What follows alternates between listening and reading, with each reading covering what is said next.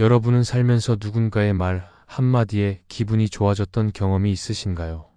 혹은 그 반대로 무심코 들은 말 한 줄기에 하루 종일 마음이 무너졌던 날도 있으셨을 겁니다. 우리 모두는 하루에도 수없이 많은 말을 주고받으며 살아갑니다.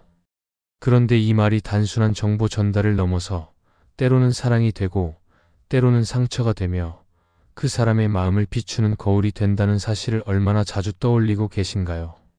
누군가는 부드러운 말투로 따뜻함을 남기고 또 누군가는 같은 문장을 다른 어조로 말해 사람의 가슴에 칼을 꽂습니다. 이상하지 않나요? 같은 단어를 써도 말투와 말버릇에 따라 전혀 다른 의미로 들리고 전혀 다른 결과를 남깁니다. 그렇다면 도대체 말에는 어떤 비밀이 숨어 있기에 누군가는 말 한마디로 사람을 살리고 또 누군가는 말 한마디로 사람을 무너뜨리는 걸까요? 우리가 자주 간과하는 사실 하나는 말은 단순히 머리에서 나오는 것이 아니라 마음에서 흘러나온다는 점입니다. 말의 뿌리는 감정이고 말투는 인격의 그림자입니다. 그래서 겉모습보다, 행동보다, 때론 표정보다 더 선명하게 한 사람의 진짜 마음을 말이 드러냅니다. 누군가는 화려하게 치장한 옷보다 그 사람의 평소 말투를 보면 진짜 인격이 보인다고 말하죠. 말은 감출 수 없습니다. 언젠가, 어디선가, 무심한 틈에서 그 사람의 진짜 내면이 튀어나오기 마련이니까요. 오늘은 그 이야기 속으로 함께 걸어가 보고자 합니다. 왜 말이라는 것이 마음의 얼굴이라 불리는지, 그리고 어떤 말투와 말버릇 속에 사람의 본성이 숨겨져 있는지를 깊이 들여다보려 합니다. 혹시 당신 곁에도 말로 당신을 지치게 했던 사람이 있지는 않았나요? 혹은 나도 모르게 내 말이 누군가를 다치게 하지는 않았을까요? 지금부터 함께 그 답을 찾아가 봅시다. 말은 곧 사람입니다. 그리고 오늘 우리는 그 사람됨을 말이라는 창을 통해 들여다보려 합니다. 구독과 좋아요는 큰 힘이 됩니다. 말은 눈에 보이지 않지만 가장 강력한 힘을 가진 도구입니다. 어떤 말은 소리 없이 마음을 어루만지고 어떤 말은 조용히 깊이 찔러 들어와 가시처럼 박혀 오래도록 통증을 남깁니다. 흥미로운 건 우리가 사용하는 말은 단순한 습관이 아니라는 점입니다. 말은 감정의 표현일 뿐만 아니라 그 사람의 심리적 기반, 세계관, 삶의 방식까지 통째로 비추는 거울이기 때문입니다. 심리학에서는 언어적 무의식이라는 개념이 있습니다. 이는 사람이 의식하지 못한 채 내뱉는 말에 무의식적인 감정이나 생각이 그대로 드러난다는 개념입니다. 예를 들어 평소 겸손해 보이던 사람이 문득 그래도 난 남들보단 낫지라고 말할 때 그 짧은 문장 안에 그 사람의 비교 심리, 자기 우월감, 불안정한 자존감이 동시에 녹아 있습니다. 말은 숨긴다고 숨겨지지 않습니다. 오히려 무심코 내뱉는 그 말 속에 감춰진 본심이 그대로 흘러나옵니다. 표정은 얼마든지 조작할 수 있습니다. 웃고 있는 얼굴 뒤에 슬픔을 감출 수도 있고 공손한 태도 뒤에 불쾌감을 숨길 수도 있습니다. 그러나 말은 다릅니다. 말은 기억보다 먼저 감정을 담고 흘러나옵니다. 우리가 누군가와 처음 마주 앉아 대화를 나눌 때 마음이 기울거나 멀어지는 이유는 그 사람의 말투가 주는 감정적 진동 때문입니다. 억양, 단어 선택, 끊는 방식, 듣는 태도까지 이 모든 요소는 한 사람의 내면을 가장 선명하게 비추는 창입니다. 사람들은 겉모습으로 타인을 판단하기 쉽지만 진짜 중요한 건 말입니다. 꾸며진 얼굴은 오래 기억되지 않지만 말은 내 마음속에 오래 남아 감정을 만든다는 점에서 훨씬 강력합니다. 그래서 말은 단순한 의사소통 수단이 아니라 마음의 결을 알아보는 렌즈입니다. 누군가를 판단할 때 컷보다 말을 보라는 이유도 여기에 있습니다. 상대가 무심코 던진 말 속에서 우리는 그 사람의 성향, 감정, 가치관까지 읽을 수 있기 때문입니다. 특히 중요한 건 말은 관계의 첫 단추를 끼우는 동시에 관계의 마지막 실마리를 남기는 역할도 한다는 점입니다. 좋은 사람과의 관계는 처음 만남부터 말의 온도가 따뜻하고 마지막 순간까지도 배려가 묻어 있습니다. 반면 독이 묻은 말투를 가진 사람은 시간이 지날수록 그 말에 숨겨진 의도가 느껴지고 결국은 상처만 남긴 채 멀어지게 됩니다. 그러므로 우리는 말이라는 행위를 좀 더 신중하게, 더 깊이 들여다볼 필요가 있습니다. 그것은 단순한 기술이 아니라 나 자신을 보여주는 방식이기 때문입니다. 사람의 진심은 오래 감춰지지 않습니다. 그리고 가장 먼저 그 진심이 드러나는 곳은 말입니다.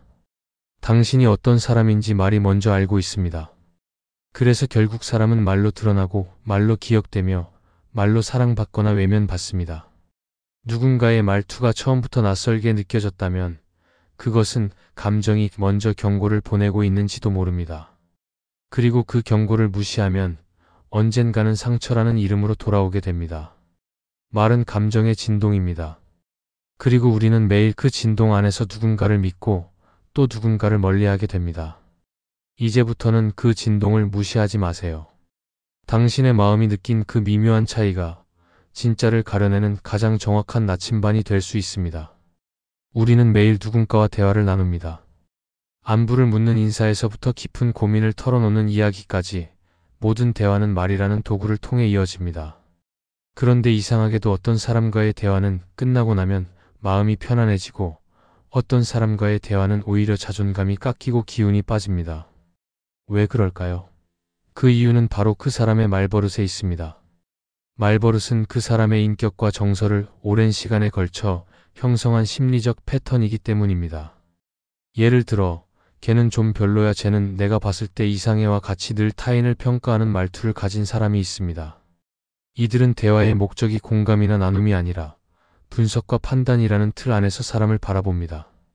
문제는 이렇게 끊임없이 평가를 일삼는 사람일수록 정작 자신은 평가받는 것을 견디지 못한다는 점입니다. 이는 심리학적으로 자신에 대한 불안이 큰 사람, 즉 내면의 열등감이 뿌리 깊게 자리 잡은 경우가 많습니다. 자신이 불안하기 때문에 타인을 깎아내림으로써 자신이 우월한 위치에 있다는 착각을 유지하려는 심리적 방어기제가 작동하는 것이지요. 또 다른 유형은 조언이라는 이름으로 상대를 교묘히 깎아내리는 사람입니다.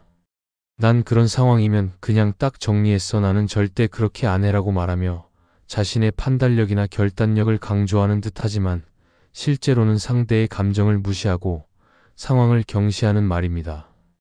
이처럼 조언처럼 보이는 말이 실은 비교와 우월감의 표현일 때 듣는 사람은 점점 말문이 막히고 마음을 닫게 됩니다. 심리학에서는 이를 우회적 비난이라 부릅니다. 직접적으로 비난하지 않지만 은근히 자신의 우월함을 드러내는 방식으로 상대를 무력하게 만드는 언어의 기술이지요. 그리고 가장 흔히 겪는 말버릇 중 하나는 상대의 이야기를 빌려 자기 이야기를 풀어내는 유형입니다. 어제 너무 힘들었어라고 누군가 말했을 때 어머 나도 그랬어. 나 때는 말이야 하며 대화의 중심을 가져가는 사람. 이들은 공감을 한다고 생각하지만 사실은 상대의 감정에 관심이 없습니다. 오직 자기 이야기를 꺼내기 위한 도구로만 대화를 사용하는 것이지요.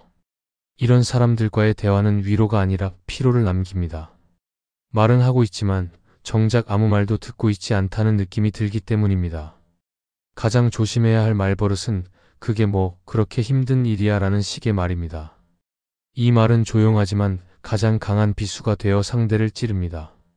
위로하는 척, 조언하는 척하지만 그 이면에는 상대의 감정을 무시하고 자신의 기준만을 절대화하는 교만이 자리 잡고 있습니다. 이런 말은 듣는 사람을 단번에 무능한 사람으로 낙인 찍고 자존감을 무너뜨리는 힘이 있습니다.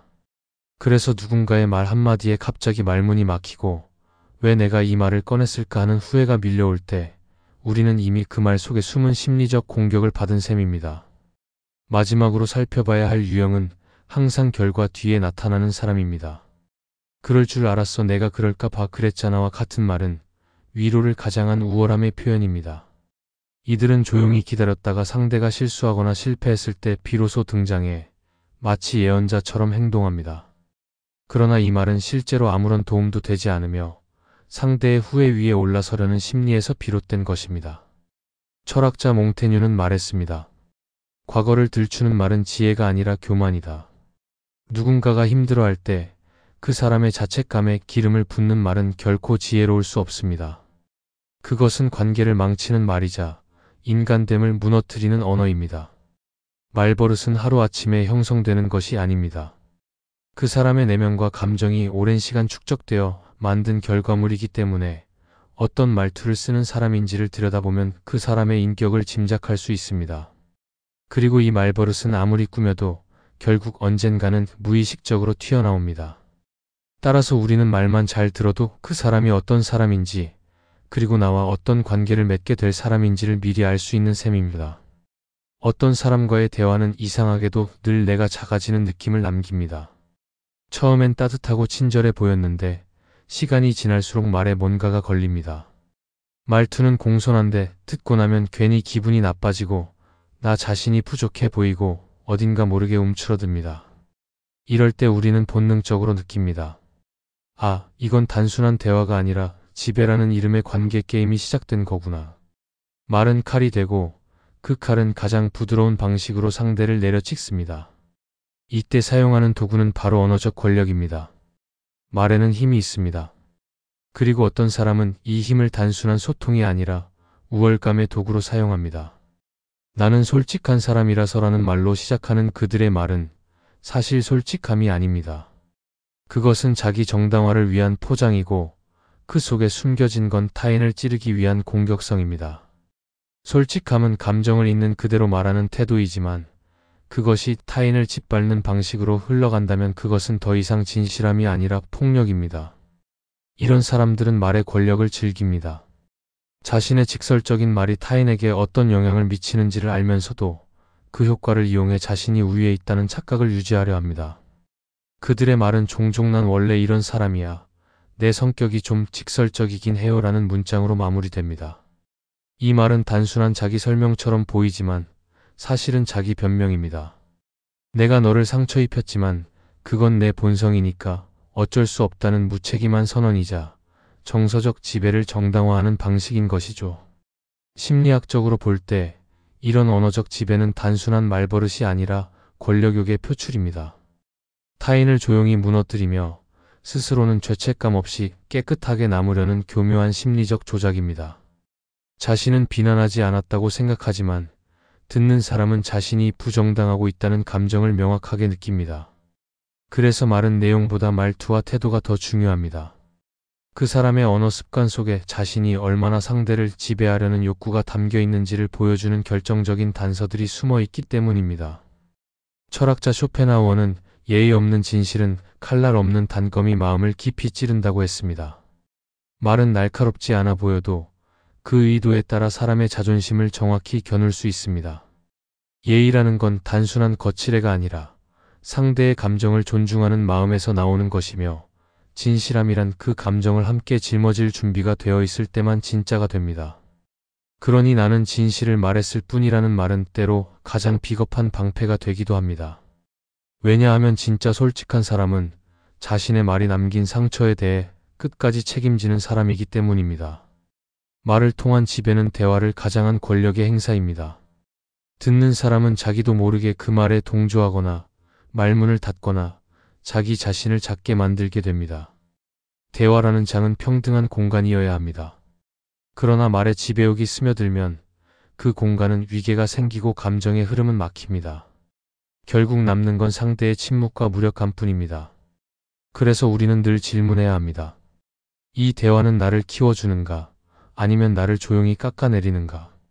말의 권력을 휘두르는 사람은 종종 자기 자신을 정당한 사람, 진실한 사람이라고 믿습니다. 그러나 진정한 진실함은 말의 나를 가는 데서 나오지 않습니다. 그보다는 말로 타인을 살펴보고 배려하고 함께 아파할 줄 아는 곳에서 비롯됩니다. 그런 말은 부드럽지만 단단하고 조용하지만 깊습니다. 반면에 말로 권력을 행사하는 사람의 언어는 겉은 반짝이지만 속은 텅 비어 있고 그 빈 공간엔 자신감이 아니라 불안이 메아리칩니다. 이제 우리는 알아야 합니다. 말은 사랑의 도구가 될 수도 있지만 무기가 될 수도 있다는 사실을요. 그리고 그 무기를 휘두르는 사람은 말 속에 감춰진 심리적 의도를 통해 자신을 드러냅니다. 당신의 곁에 있는 사람이 어떤 사람인지를 알고 싶다면 그의 말투를 들어보세요. 말은 결코 사람을 속이지 않습니다. 그 안에 그 사람의 진짜 마음과 인격이 담겨 있으니까요. 말은 사람을 살리는 힘을 가지고 있습니다. 상처 많은 하루를 보낸 누군가에게 단 한마디 많이 힘들었겠구나라는 말은 깊은 위로가 되어 마음을 감싸줍니다. 크지도 화려하지도 않지만 그 말 한 줄이 누군가에겐 삶의 끈이 됩니다. 우리는 모두 그런 말을 필요로 합니다. 조언보다 이해, 해결보다 공감이 담긴 말을 말입니다. 진짜 따뜻한 말은 요란하지 않습니다. 조용히 다가와 꼭 필요한 순간에 가장 필요한 말만을 건넵니다. 괜찮아, 내 잘못이 아니야. 그럴 수도 있지. 그만하면 잘한 거야. 그런 말은 특별한 지혜나 고도의 언어 능력이 필요하지 않습니다. 다만 그 사람의 마음을 있는 그대로 바라보려는 진심, 판단 없이 곁에 있으려는 자세만 있으면 됩니다. 심리학자 데이비드 호킨스는 고요한 배려는 가장 깊은 치유다라고 말했습니다. 그렇습니다. 말의 온도는 고요 속에서 만들어집니다. 시끄러운 조언보다 조용한 경청이 더 큰 위로를 남깁니다. 사람은 누구나 인정받고 싶어 합니다. 특히 마음이 지쳐 있을 때는 더더욱 그렇습니다. 그럴 때 필요한 건 이성적인 충고가 아니라 감정에 대한 확인입니다. 그럴 만했겠네라는 한마디는 그 사람의 감정을 존재 자체로 인정하는 것이고, 그것만으로도 이미 절반의 위로는 시작된 셈입니다. 우리는 자주 간과합니다. 어떤 말이 위로가 되고 어떤 말이 상처가 되는지를요. 그러나 그 구분은 생각보다 단순합니다. 말의 상태에 대한 배려가 담겨 있는가, 아니면 판단이 담겨 있는가, 그 차이입니다. 말은 훈련이 아닙니다. 말의 품격은 기술이 아니라 마음의 깊이에서 비롯됩니다. 예쁘게 말하는 사람은 단지 말을 예쁘게 고른 것이 아니라 예쁘게 살아온 사람입니다. 삶에서 타인의 아픔을 외면하지 않고 내면의 부드러운 자리를 만들어 온 사람, 그런 사람의 말은 자연스럽게 따뜻함을 품습니다. 그래서 위로하는 말은 배우는 게 아니라 나오는 것입니다. 상처를 품어본 사람만이 다른 사람의 상처에 다가갈 수 있는 것처럼 마음이 따뜻한 사람만이 따뜻한 말을 할 수 있습니다. 그리고 말은 습관입니다. 무심한 말이 계속되면 그것이 그 사람의 인격이 됩니다. 반대로 배려 있는 말이 습관이 되면 그 사람 곁에 있는 사람은 편안해집니다. 마음을 열고 싶어지고 함께 있고 싶어집니다. 그래서 말은 관계를 만드는 도구인 동시에 관계를 지속시키는 끈이 됩니다. 이 끈이 단단하려면 말의 온도가 일정해야 합니다. 처음엔 다정하다가 점점 날카로워지는 말투는 오히려 신뢰를 무너뜨립니다. 반면 처음부터 끝까지 조용하지만 배려 있는 말투는 사람의 마음을 오래 붙잡습니다. 이런 사람들은 대개 말을 많이 하지 않습니다. 대신 필요한 말만 진심을 담아 조심스럽게 꺼냅니다. 말의 양이 아니라 질이 관계를 만든다는 걸 잘 아는 사람들이기 때문입니다. 특히 위로가 필요한 순간에는 더더욱 말을 아낍니다. 타인의 감정을 쉽게 해석하거나 단정하지 않고 그저 옆에 조용히 앉아 있습니다. 그리고 기다립니다. 그 사람이 스스로 말할 수 있을 때까지. 그런 침묵은 결코 공허하지 않습니다. 오히려 그 침묵 속에서 가장 진한 위로가 피어납니다. 좋은 말은 사람을 변화시킵니다. 하지만 그 변화는 결코 즉각적이지 않습니다. 조용히 스며들고 서서히 마음에 자리 잡습니다. 그리고 어느 날 내가 울고 싶은 날에 불쑥 떠오릅니다. 그때 그 사람이 했던 말, 정말 고마웠지. 그렇게 기억 속에 남는 말이 있습니다. 말은 사라지지 않습니다. 그 말이 남긴 감정이 우리 안에 오래 남아 때로는 상처가 되고 때로는 치유가 됩니다. 그래서 우리는 오늘부터 말에 조금 더 마음을 얹어야 합니다. 무심코 던지기보다는 조심스럽게 내어놓는 연습을 해야 합니다. 말은 곧 마음이니까요. 그리고 그 마음은 누군가의 하루를 바꿀 수 있을 만큼 충분히 큰 힘을 가지고 있으니까요. 말은 감정을 담는 그릇이기도 하지만 마음을 여는 열쇠가 되기도 합니다. 특히 우리가 누군가를 이해하고자 할 때, 혹은 그 사람의 본심을 알고자 할 때 가장 효과적인 도구는 질문입니다. 그 중에서도 아주 평범해 보이는 한마디, 당신은 어떻게 생각하세요? 라는 질문은 놀랍도록 강력한 힘을 가지고 있습니다. 이 질문은 말이라는 장막 뒤에 숨은 진짜 마음을 드러내는 도구이자 그 사람의 인격적 깊이를 확인하는 리트머스 시험지와 같습니다. 질문은 단순히 대답을 유도하기 위한 장치가 아닙니다. 그것은 그 사람이 어떤 생각의 틀을 가지고 있는지, 어떤 가치관으로 세상을 바라보는지를 드러내는 창입니다. 똑같은 상황을 두고 어떤 이는 그럴 만했죠. 결국 자초한 일이잖아요 라고 말하고, 또 어떤 이는 그 사람도 많이 힘들었겠네요 라고 말합니다. 판단과 공감, 냉소와 따뜻함 사이에서 질문은 그 사람의 본질을 적나라하게 드러냅니다. 말은 연기할 수 있지만 질문 앞에서는 연기가 어렵습니다. 대답에는 그 사람의 사고방식, 감정의 깊이, 인간에 대한 태도가 고스란히 녹아있기 때문입니다. 철학자 소크라테스는 질문을 통해 사람의 무지를 드러내고 다시 생각하게 만들었으며, 그 과정 속에서 인간의 본성과 진실을 파헤쳤습니다. 그는 끊임없이 물었습니다. 그대는 왜 그렇게 생각하는가? 이 단순한 질문이 대화의 본질을 바꿨습니다. 대답은 그 사람의 인식 구조를 드러내는 거울이 되었고 그 거울 속에서 진실이 비쳤습니다. 오늘날 우리가 누군가와 진심으로 대화를 나누고 싶을 때 필요한 것은 설득이 아니라 질문입니다. 그 질문을 통해 상대를 더 깊이 들여다볼 수 있고 또한 스스로를 더 명확히 바라보게 됩니다. 특히 당신은 어떻게 생각하세요? 라는 질문은 사람을 시험하려는 질문이 아닙니다. 이 질문의 본질은 나는 당신의 생각이 궁금해요 라는 메시지를 담고 있습니다. 그것은 존중이며 신뢰이며 감정의 공간을 함께 나누려는 시도입니다. 하지만 동시에 이 질문은 그 사람의 말투, 말의 방향, 그리고 말이 머무는 온도를 확인하는 기회가 됩니다. 그 사람은 원래 그래요. 관심 끌고 싶은 거죠라고 대답하는 사람은 상대를 쉽게 단정짓고 타인의 감정을 무시하는 본성을 드러냅니다. 반면 저는 좀 안타깝더라고요. 아마 많이 힘들었을 거예요 라고 말하는 사람은 공감형으로 타인의 입장을 이해하려는 시선을 가진 사람입니다. 이 질문의 가장 중요한 점은 말투나 단어보다 태도를 드러낸다는 데 있습니다. 말이라는 건 언제든 감출 수 있습니다. 겉으로는 착한 말, 예쁜 말을 할 수 있죠. 하지만 질문 앞에서는 자신의 생각이 고스란히 드러납니다. 그 사람이 얼마나 타인의 이야기를 받아들일 준비가 되어 있는지, 감정을 공감할 여백이 있는지, 혹은 모든 상황을 자신의 관점으로만 재단하고 있는지를 판단할 수 있는 순간입니다. 우리는 종종 말은 들었지만 사람을 보지 못하는 경우가 많습니다. 겉으로 보기엔 친절해 보여도 실제로는 공감도 책임도 피하는 사람이 있을 수 있고 반대로 말수는 적지만 마음 깊은 곳에서 사람을 품는 이도 있습니다. 그 차이를 알아보는 가장 좋은 방법이 바로 질문입니다. 그리고 그 질문에 대한 반응은 더 이상 위장이 아닙니다. 그것은 그 사람의 말버릇을 넘어서 진짜 성향을 드러냅니다. 대화 중 누군가가 타인의 실수나 고통에 대해 이야기할 때 그 옆에 앉아있는 사람에게 가볍게 물어보세요. 당신은 어떻게 생각하세요? 그 대답은 단순한 의견이 아닙니다. 그것은 그 사람의 인간관, 인생관, 관계에 대한 태도를 보여주는 진짜 대답입니다.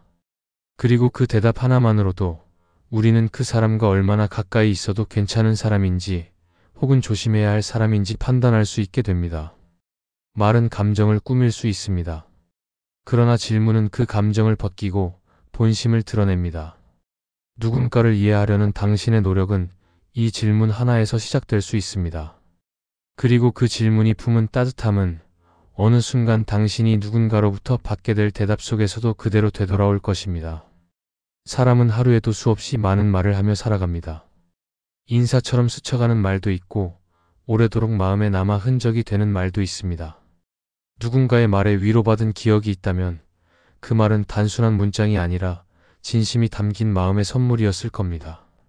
반대로 누군가의 말로 인해 밤잠을 설쳤던 날이 있었다면 그 말은 단순한 실수가 아니라 내 존재의 결을 무시당한 감정의 흔적이었을 것입니다. 말은 우리의 인격을 드러내는 가장 자연스러운 통로입니다. 꾸미지 않은 말버릇 하나, 무심히 내뱉는 말투 하나에 우리의 진짜 모습이 담깁니다. 그리고 그 말은 다시 누군가의 마음속에 박혀 따뜻함이 되기도 하고 차가운 그늘이 되기도 합니다. 그래서 결국 말은 내 삶의 태도를 드러내는 인생의 그릇입니다. 그 그릇이 다정하고 넉넉할수록 우리의 말은 사람을 살리는 힘을 가지게 됩니다. 혹시 지금 떠오르는 얼굴이 있나요? 말 한마디로 나를 무너뜨렸던 사람, 혹은 나도 모르게 말로 상처를 주었던 순간들. 그리고 그 반대로 나를 지탱해 주었던 누군가의 다정한 말들. 그런 기억은 단지 에피소드가 아니라 내 감정의 지층에 남아있는 깊은 흔적입니다. 우리는 이제 안다고 말할 수 있습니다. 말은 절대 흘러가지 않는다는 것을요. 말은 남고 스며들고 때로는 살아남습니다. 그러니 이제부터는 나의 말이 누군가의 하루를 어떻게 바꾸고 있을지 조심스레 돌아보아야 합니다. 예쁘게 말한다는 것은 단지 말을 다듬는 것이 아니라 그 말 안에 담긴 마음을 다듬는 일입니다. 그리고 그 마음은 결국 나라는 사람의 품격을 말없이 증명하게 됩니다. 내가 건넨 말이 누군가에게 쉼이 되었으면 좋겠습니다. 내가 고른 단어가 그 사람의 밤을 덜 무겁게 해주었으면 좋겠습니다. 말의 시작은 입에서 나오지만 말의 끝은 마음에 닿습니다. 그 마음이 상처가 되지 않도록, 그 마음이 무너지지 않도록 우리는 언제나 말 앞에서 스스로를 돌아보아야 합니다. 누군가가 나에게 당신은 어떻게 생각하세요? 라고 물었을 때 나는 어떤 마음으로 대답하고 있는지를 성찰하는 것. 그것이 진짜 대화이고 진짜 관계이며 결국 진짜 인격입니다. 오늘 이야기 어떠셨습니까? 여러분의 경험도 공유해 주시길 바랍니다. 어떤 말이 위로가 되었고 어떤 말이 상처가 되었는지 여러분의 이야기가 또 다른 누군가에겐 깊은 공감과 깨달음이 될지도 모릅니다. 읽어주신 모든 분들께 그리고 지금 이 순간에도 조용히 애쓰고 계신 당신께 진심으로 전하고 싶은 말이 있습니다. 행복 가득하시길 진심으로 기원합니다. 당신의 말이 누군가의 하루를 더 따뜻하게 만들어주기를, 당신의 하루도 그런 말들로 가득 채워지기를 바랍니다.